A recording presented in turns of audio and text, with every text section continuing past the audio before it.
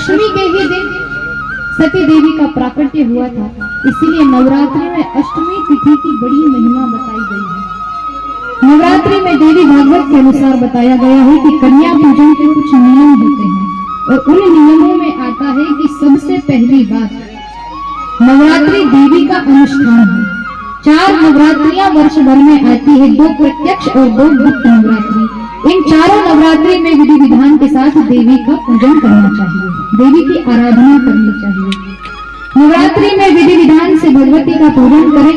अब कन्या भोजन कैसे करवाना चाहिए, तो प्रतिदिन यानी 9 दिनों तक या तो केवल एक ही कन्या को 9 दिनों तक आप भोजन प्रसादी प्रदान करें, और अगर आप सामर्थ्यवान हैं तो प्रतिदिन एक संख्या में कन्या को बढ़ाते हुए भोजन करवाएं। यानी पहले दिन 1 कन्या का भोजन, दूसरे दिन 2 कन्या का भोजन, तीसरे दिन 3 कन्या का भोजन, ऐसे करते करते 9वीं के दिन तक 9 कन्या को भोजन करवाने का विधान कहा गया है।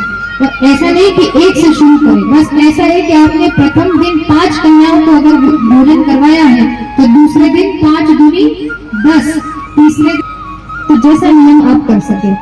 और अगर आपके आसपास ऐसी व्यवस्था कन्याएं हैं, सब कुछ है, तो आप चाहो तो प्रतिदिन 9 कन्याओं का भोजन करवा सकते हैं। लेकिन कन्या पूजन में कौन सी कन्याएं होनी चाहिए, इस पर 1 वर्ष से छोटी कन्या को कन्या पूजन में नहीं माना जाता। 2 वर्ष की कन्या को कुमारी कहा जाता है। 2 वर्ष की कन्या को भोजन करवाने से दुख और दारिद्र्य दोनों का नाश होता है। 3 वर्ष की कन्या को त्रिमूर्ति कहा गया है। 3 वर्ष की कन्या का भोजन करवाने से धर्म, अर्थ और काम, इन तीनों कामनाओं की पूर्ति होती है, धन और संतान में वृद्धि होती है। 4 वर्ष की कन्या को कल्याणी कहा जाता है और कल्याणी स्वरूपा कन्या को भोजन करवाने से विद्या, विजय और राज्य तीनों की प्राप्ति होती है। यानी जो राजनीतिक क्षेत्र में है उन्हें 4 वर्ष की कल्याणी कन्या को भोजन करवाना चाहिए। जो विद्या का अध्ययन करना चाहते हैं, विद्या और तत्व ज्ञान प्राप्त करना चाहते हैं, या जो किसी भी प्रकार की विजय की लालसा रखते हैं, जीत की लालसा रखते हैं, चाहे कोई केस हो, चाहे कोई युद्ध हो, चाहे कोई कॉम्पिटिटिव एग्जाम हो, उन्हें भी 4 वर्ष की कल्याणी रूपी कन्या का पूजन करना चाहिए। 5 वर्ष की कन्या को रोहिणी कहा गया है। 5 वर्ष की कन्या को भोजन करवाने से, उनका पूजन करने से शत्रुओं, उनका पूजन करने से रोगों का नाश होता है। यानी अगर आपके घर में कोई रोगी है या आप स्वयं रोग से ग्रसित है, उस रोग से निवृत्ति चाहते हो, तो आपको 5 वर्ष की कन्या को कन्या पूजन करके भोजन करवाना चाहिए। 6 वर्ष की कन्या को कालिका का स्वरूप कहा गया है और 6 वर्ष की कन्या को भोजन करवाने से शत्रुओं का नाश होता है।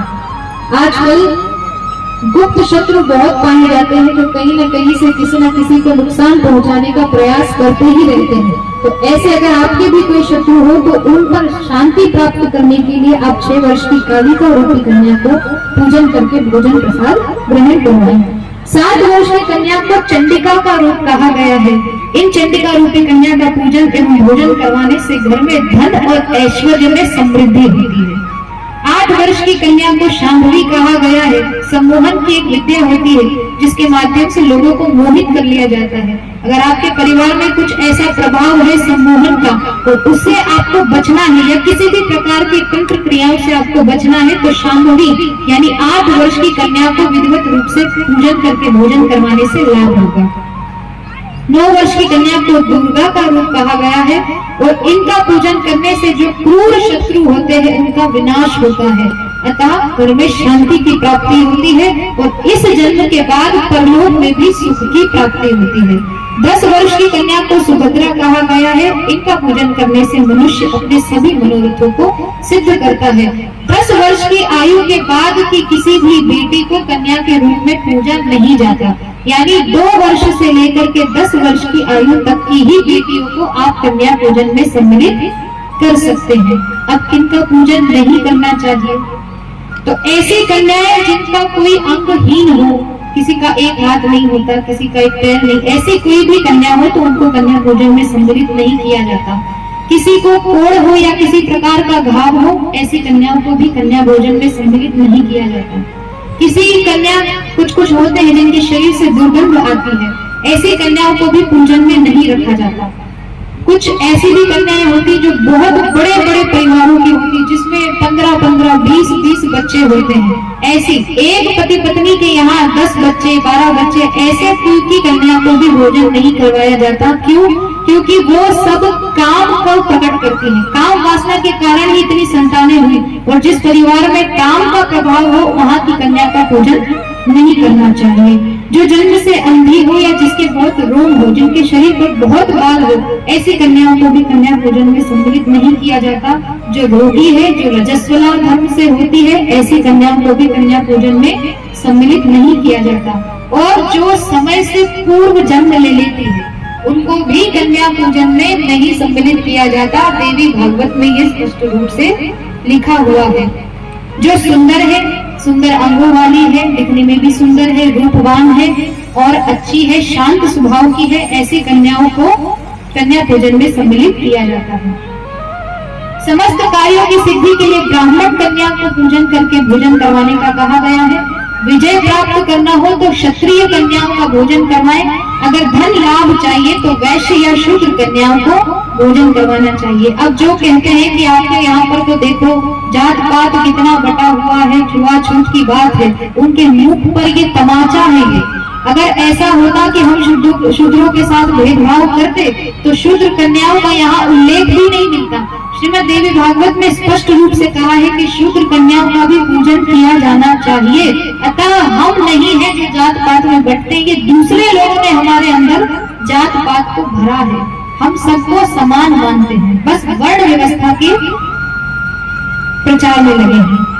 अगर ब्राह्मण है तो ब्राह्मण कन्या को भोजन करवाएं, क्षत्रिय है तो ब्राह्मण कन्या को भोजन करवाएं, वैश्य है तो ब्राह्मण क्षत्रिय दोनों और वैश्य तीनों कन्याओं को भोजन करवा सकते हैं। शूद्र है तो चारों वर्णों की कन्याओं को भोजन करवा सकते हैं। एक बात और कही गई है, अष्टमी के दिन ही सती जी का प्राकट्य हुआ था, इसलिए अष्टमी के दिन कन्या भोजन करवाने की बहुत महिमा बताई गई है। तो इन बातों का थोड़ा सा ध्यान रख करके अगर कन्या पूजन करेंगे तो निश्चित ही कन्या पूजन का लाभ आपको प्राप्त होगा।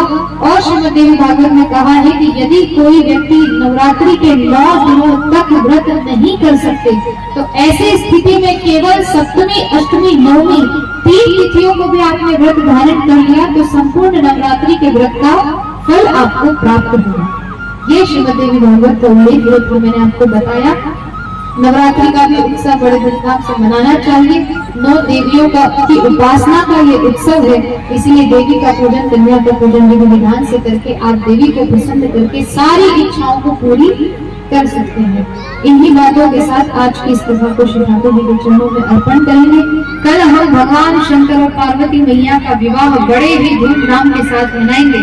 कल हम सभी प्रयास करें कि लाल रंग की साड़ी पहन करके, सज संवर करके, हाथों में मेहंदी लगा करके, श्रृंगार करके बड़े धूमधाम से यहाँ पर हल्दी मेहंदी करते हुए भगवान शंकर और भवानी का विवाह संपन्न करवाएं। और आप सभी देवताओं से भी प्रार्थना है कि आप सभी भी कुर्ता पजामा पहन करके आए। कल के दिन शर्ट, टी शर्ट ये सब जीन्स नहीं चलेगा। बच्चों से भी निवेदन है घाघरा पहन करके या सूट पहन करके आए, ताकि हम अपने वास्तविक सनातन धर्म की परंपराओं के अनुरूप विवाह उत्सव मना सके। तो बड़े ही धूमधाम से कल हम शिव पार्वती जी का विवाह मनाएंगे। आइए आज की कथा को श्री ठाकुर जी के चरणों में अर्पण करते हुए श्री कृष्ण चरणार्पण।